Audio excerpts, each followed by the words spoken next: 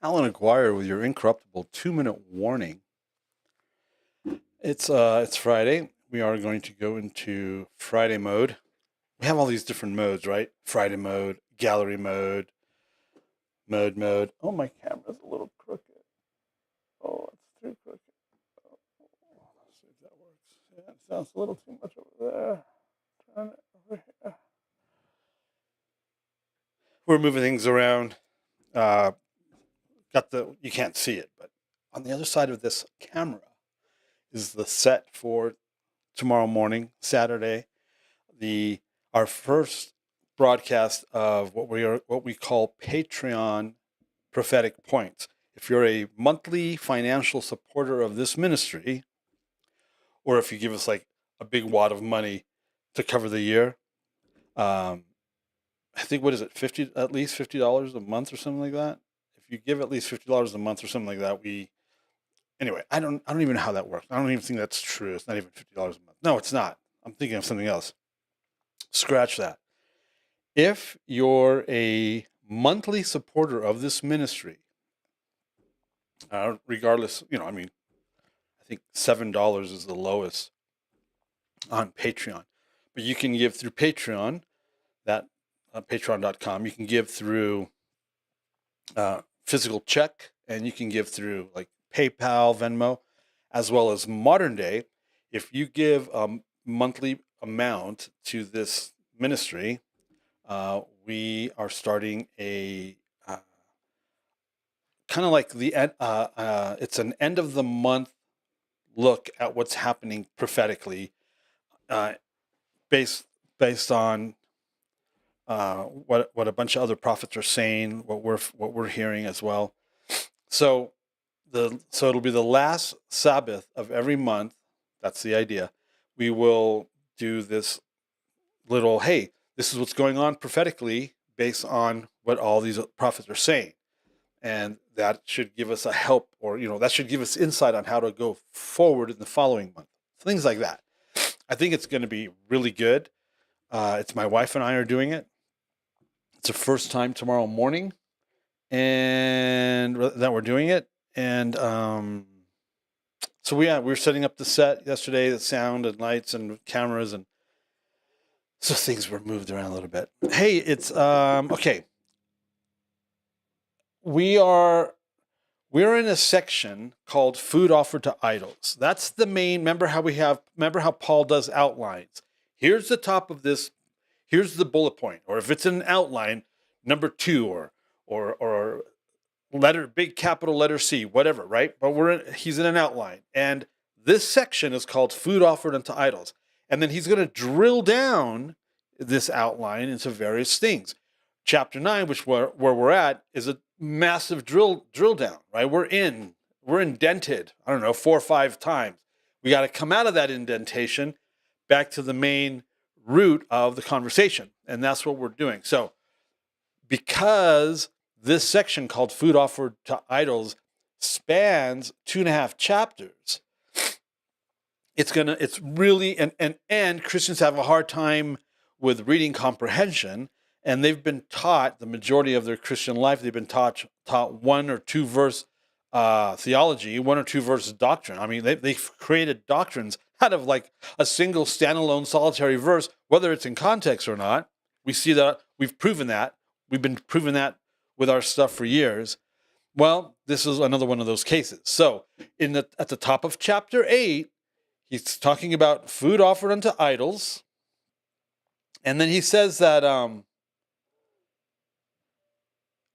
he begins by saying, not all of us possess knowledge. Knowledge puffs up.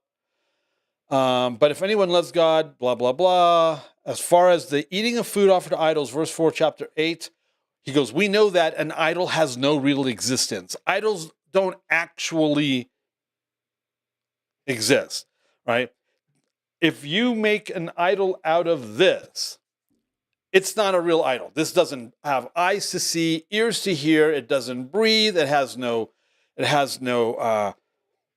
intellect. It has no knowledge. It doesn't have a brain. It's not a living thing.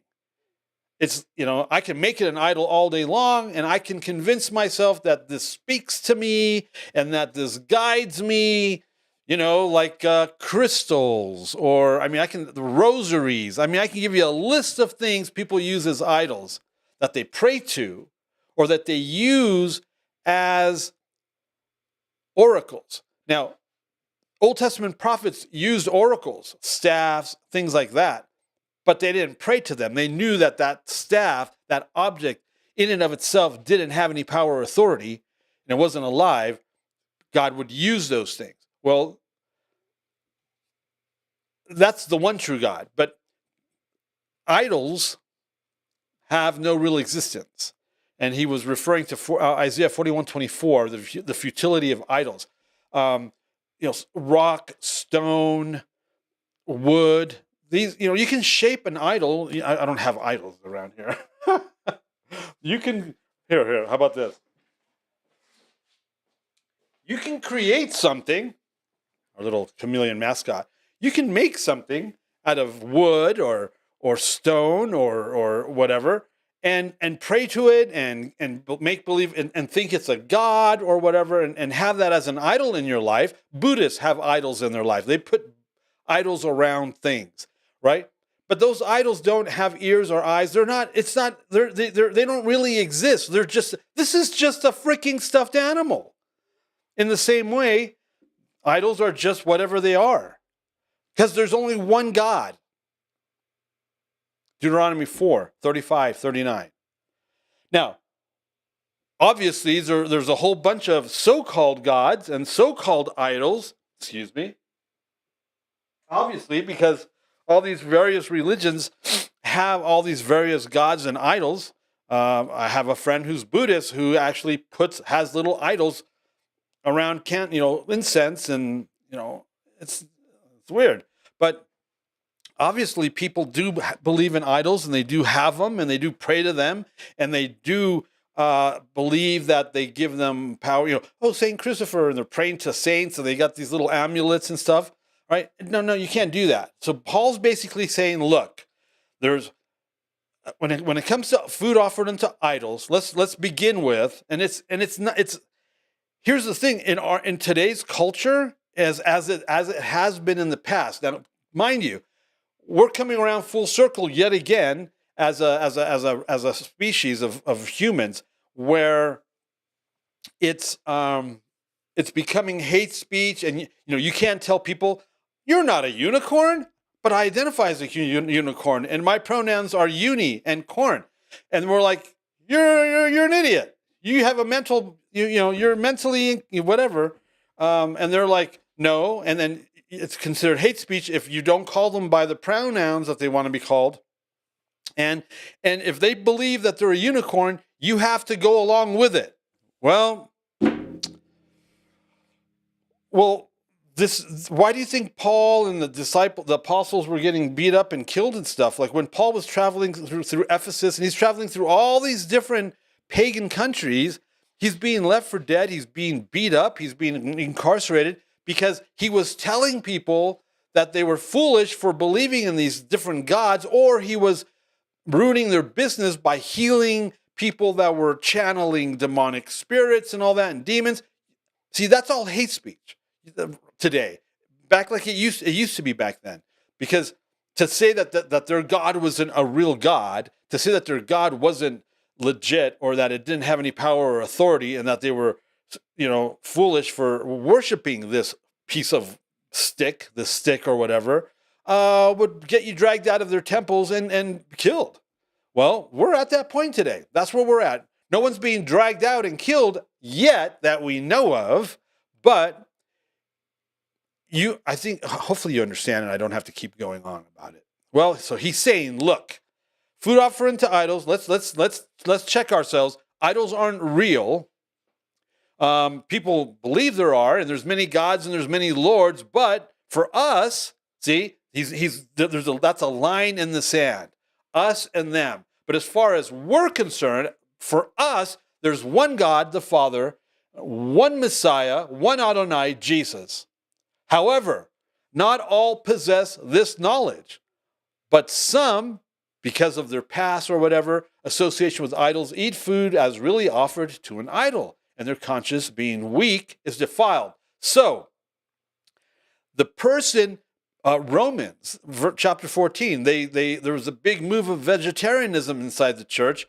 That's what Romans 14 is about, because they were afraid to mistakenly eat food offered unto idols. So to avoid eating food offered unto idols, I'm going to become a vegetarian. That way I can't make that mistake. And he says, you're not very smart. That's foolish. Don't be a dumbass. And don't be weak.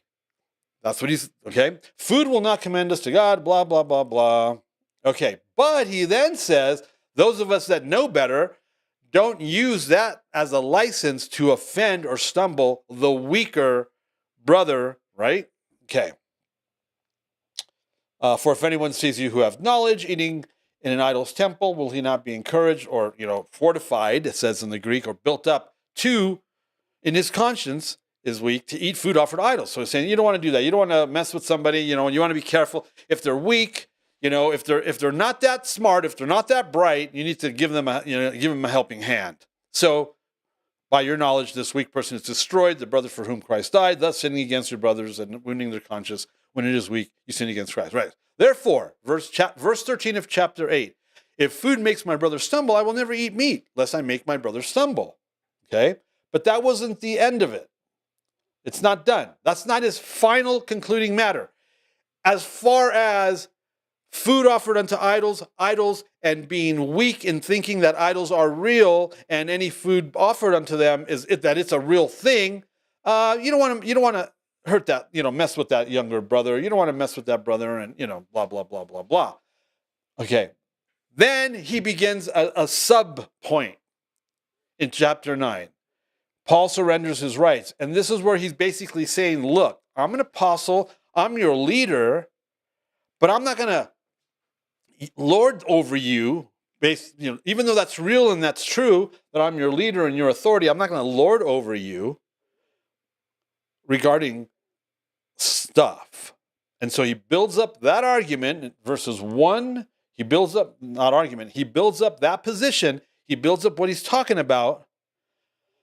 Verses 1 through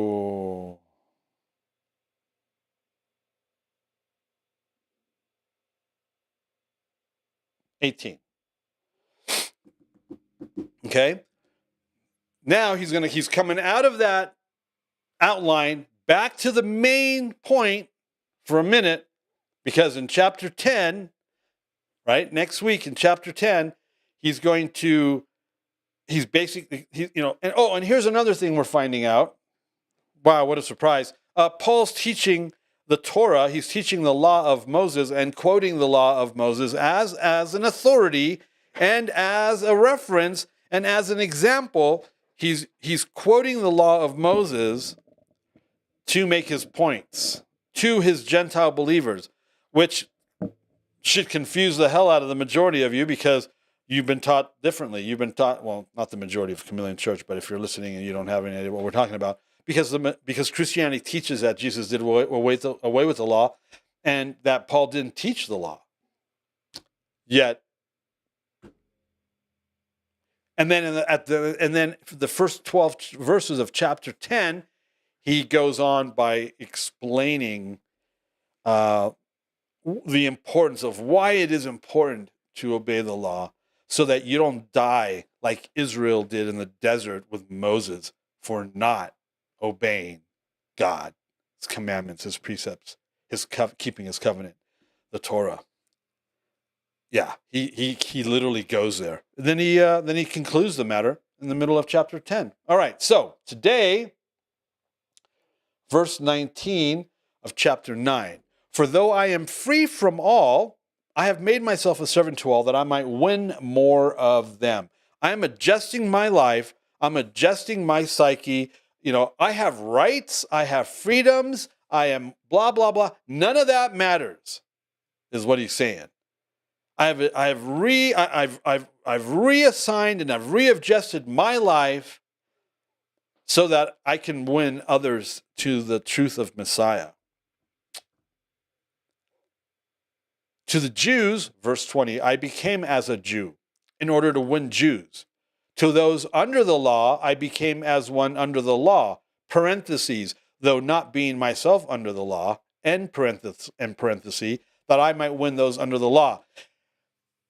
Because Christianity doesn't know how to read or comprehend or see, you should read that and go, well, wait, doesn't Paul contradict himself? It's not, Allan, you're contradicting yourself. You don't know what you're talking about because Paul here says that he's not himself under the law. Well, I can show you how he's literally quoting the law.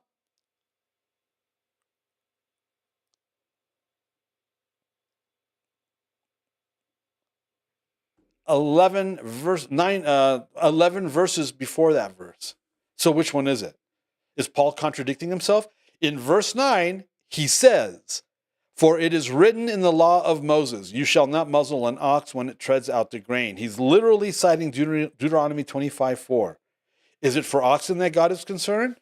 Right? He's using the law. He's using an actual Torah law reference.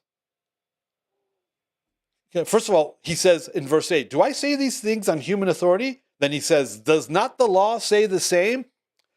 He's backing his words up with the Torah, with the law of Moses, and then he cites the law of Moses as not just as a reference, but as the authoritative. Like if you're in a law firm, if you're a lawyer, you're going to cite a case from 40 years ago to make your position in order to win your position. That's how. I don't know if you guys know anything about the law. I should have been a lawyer. But that's how that works. That's what Paul's doing here. He's making a point and backing it up with the Torah, with the law, to say, look, there's proof text. That's what I'm doing right now. Yes, he does say what yes, the translation does say what it says in verse 20, but if you can't just toss out verses 9 and verses 10 and then verses 13 when he's talking about the temple, because that's all has to do with the law some more. You can't just throw out all those verses because of something that's written in parentheses in verse 20. Let me repeat verse 20. And then I'm going to read it to you in the complete Jewish Bible. Why would you do that, Allan? Isn't that bias? No, it's to help you understand, because if you can't understand this as is, if you can't come to the conclusion that that has to mean something else, and that doesn't mean, though not being myself under the law, that has to mean something else, because we've proven that Paul does obey the law, does keep the law. He says he does himself in Acts. He's teaching Gentiles the law. You can't just use this 1, 2, 3, 4, 5, 6, 7 words in parentheses and cry, oh, he doesn't keep the law. You can, and you have, but that's crass and incredibly ignorant of you to do so. Context, sweetness, context. Verse 20, to the Jews I became as a Jew in order to win Jews. To those under the law I became as one under the law, though not being myself under the law, that I might win those under the law. To those outside the law, right? Lawless people, the world, for the most part, or Christianity, to those outside the law, I became as one outside the law, not being outside the law of God. Oh, whoa. So he's not talking about not being outside the law of God, but under the law of Christ, that I might win those outside the law. Oh, so what's that? Is there a difference between the law of God and the law of Christ? No. Let me help you understand this. Verse 20, complete Jewish Bible. That is, with Jews, what I did was put myself in the position of a Jew in order to win Jews. With people in subjection to a legalistic perversion of the Torah, I put myself in the position of someone under such legalism in order to win those under this legalism, even though I myself am not in subjection to a legalistic perversion of the Torah. That's what he means there. How do we know that? Well, because think about it, man. Didn't he talk about circumcision? He's not anti-circumcision, but when he's explaining that circumcision doesn't trump walking in the Spirit, right? You can be circumcised and sin all your way all the way to hell, because that's not what circumcision's about. But you should be circumcised because that's the covenant. You should be circumcised because that's the covenant. But your circumcision doesn't do you any good. It's not like a magic cloak, like a Muppet. Oh, I'm sorry, like a Hobbit would wear, right? No, it's not like that at all. Because if you're a Gentile who's not circumcised yet you obey God, that trumps the disobedient person who doesn't obey God, who is circumcised. Remember how he went through all that? That's what he means by a legalistic observance.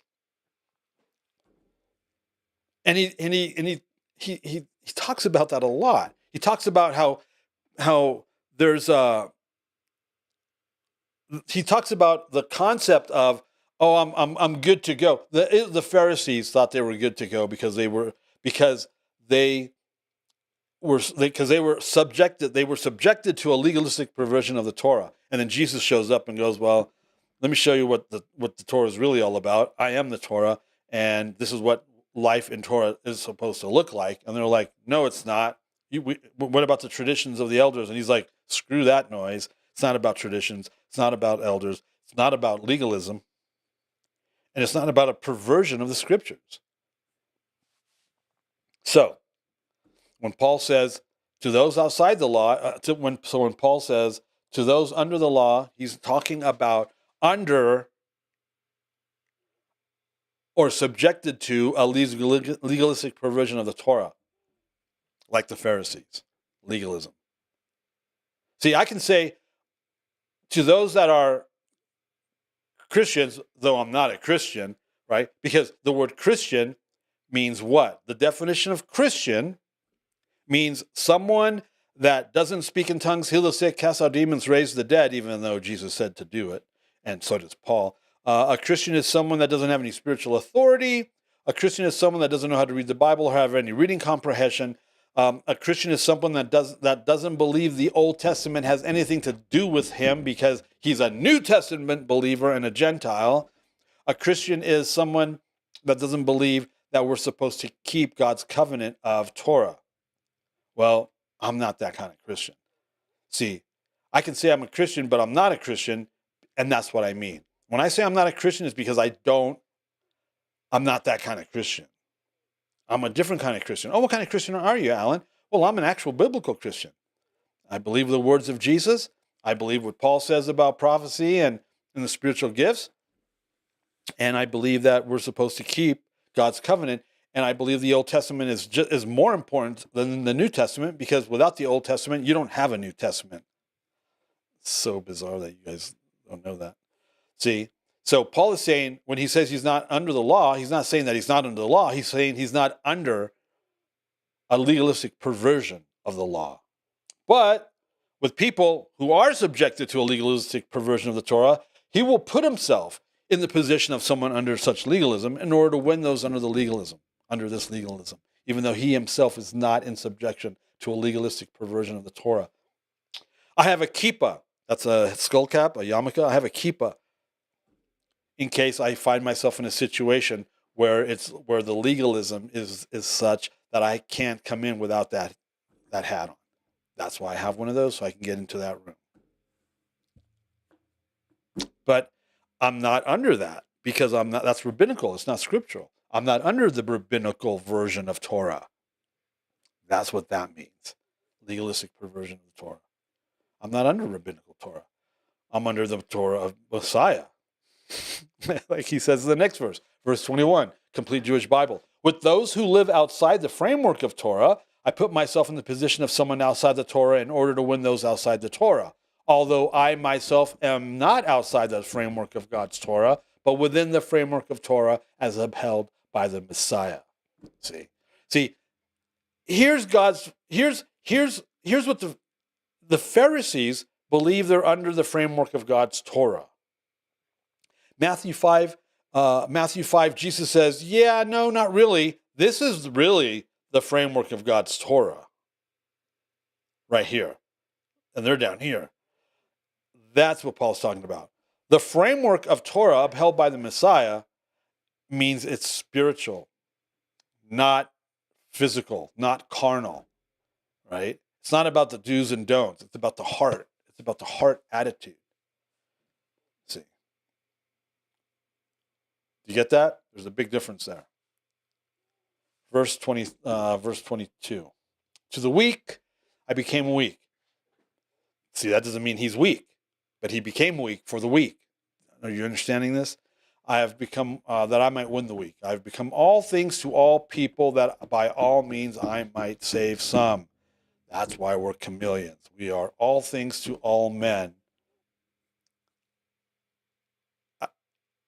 but not outside the framework of God's Torah, but within the framework of Torah as upheld by the Messiah.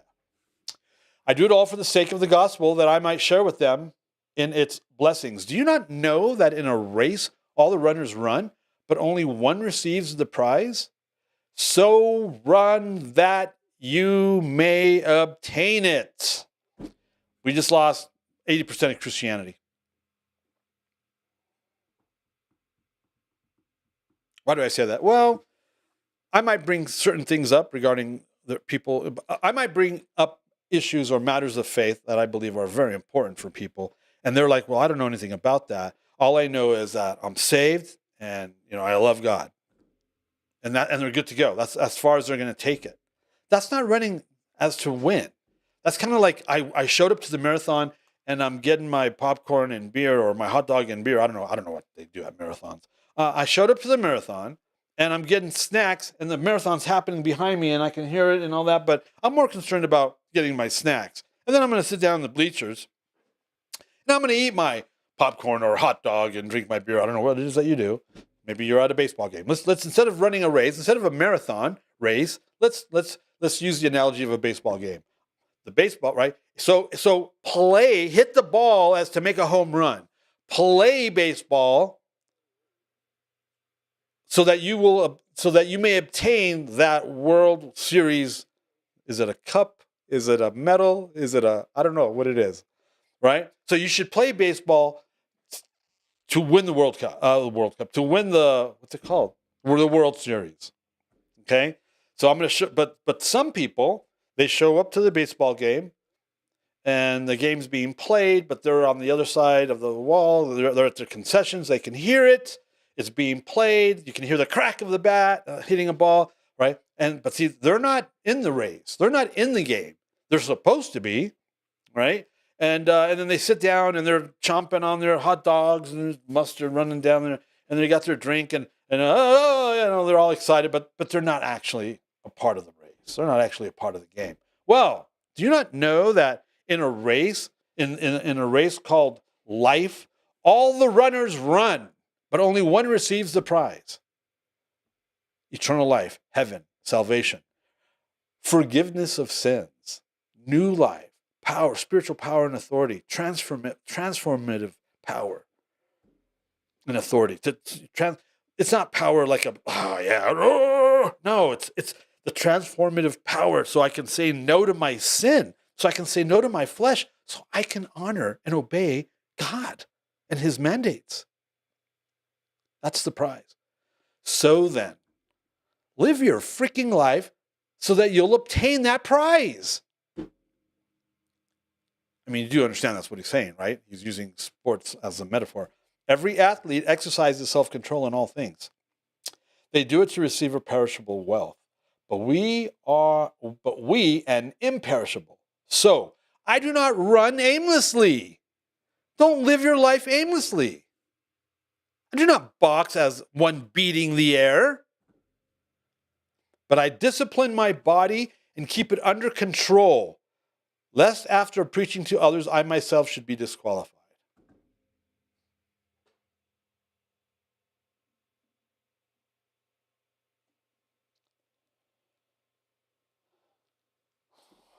Um, 1997. No, 1998. I put out an album, and there's a song on there called Incorruptible. What a concept. And it talks about this. There's the YouTube link to that song. Go take a listen. Shabbat Shalom. Chapter 10, we start on Tuesday. We'll see you on Tuesday because Monday's New Year's Day. Have a good Shabbat. Have a good Sabbath. Have a safe Gregorian New Year.